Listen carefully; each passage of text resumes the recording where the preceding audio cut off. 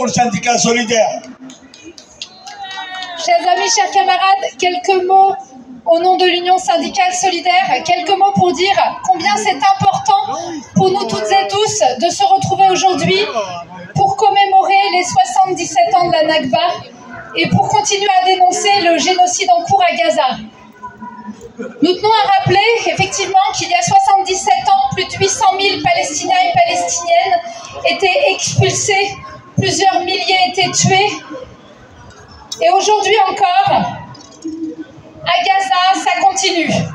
Des expulsions, des milliers de Palestiniens et de Palestiniennes tués. Aujourd'hui, plus rien ne rentre à Gaza.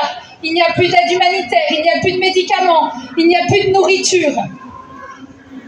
Et nous demandons, mais que fait le gouvernement français? Que fait le gouvernement français? Le président Macron a dit sur TF1 il y a quelques jours que c'était une honte, mais les mots ne sont pas suffisants. Nous réclamons des sanctions, nous réclamons l'application du droit international.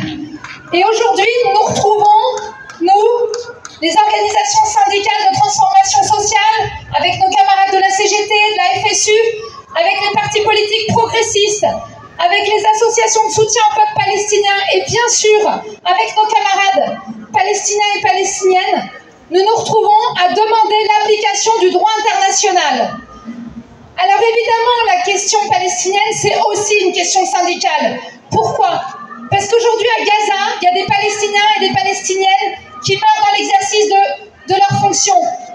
Aujourd'hui, à Gaza, on meurt parce qu'on est journaliste, on meurt parce qu'on est professionnel de santé. Aujourd'hui, à Gaza, l'armée israélienne bombarde les hôpitaux, les écoles, les outils de production, des agriculteurs, des pêcheurs. Et puis parce que quand on est syndicaliste, internationaliste, évidemment qu'on ne peut être que contre le génocide et on soutient au peuple pour leur droit à l'autodétermination. Alors l'Union syndicale solidaire, c'est pas compliqué, nous on demande l'application du droit international, parce qu'il n'y aura pas de paix sans justice. L'application du droit international, ça veut dire le droit au retour de toutes et tous les réfugiés, comme l'écrit la résolution 194 de l'ONU. L'application du droit international, ça veut dire l'arrêt de l'occupation, l'arrêt de la colonisation. Et on a une pensée aussi pour les Palestiniens et pour les Palestiniennes de Cisjordanie. L'application du droit international, ça veut dire la fin des politiques d'apartheid. Ça veut dire la fin du mur de séparation, comme l'avait déjà dit il y a plusieurs années maintenant la Cour internationale de justice. Et puis l'application du droit international, ça veut dire des sanctions pour le gouvernement israélien. Et on continuera à se battre. On sera les 21 et 22 juin au Salon de l'Armement pour dire non à la présence d'Israël.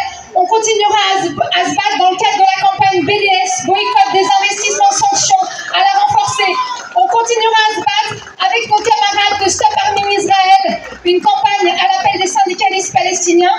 On continuera à se battre aussi en intersyndical en France et on a une journée de réflexion pour voir comment est-ce qu'on peut mieux agir sur nos lieux de travail. Avec nos camarades de la CGT et de la FSU, ce sera mardi prochain. Et puis bien sûr, je ne peux pas finir sans dire un mot de notre soutien à nos camarades d'Urgence Palestine, parce qu'effectivement aujourd'hui en France, on dissout, on menace de dissoudre, on va dissoudre des organisations parce qu'elles se battent pour le droit d'un peuple à son autodétermination. Donc face à l'impunité d'Israël, faisons valoir notre humanité à nous toutes et tous. Tahia Palestine. Tahia, Tahia Palestine. Tahia Palestine. Tahia, Tahia. Free Palestine. Free Palestine.